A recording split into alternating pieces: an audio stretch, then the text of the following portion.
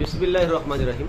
আজকের এই বাংলা দ্বিতীয় পত্রের যে ক্লাস, সেখানে আমরা বাংলার শব্দভাণ্ডারের সবচেয়ে চমৎকার একটা বিষয়, সেটা হচ্ছে নত্যবিধান এবং সত্যবিধান। নত্যবিধানের মধ্যে নিত্য মূর্ধন্যবাচক শব্দগুলো আমরা আজকে একটু গানে গানে শিখব।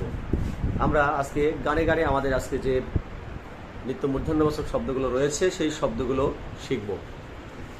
আমাদের শিক্ষার্থীদের মাধ্যম দিয়েই সুন্দর করে সেটা আমরা শুরু করতে যাচ্ছি।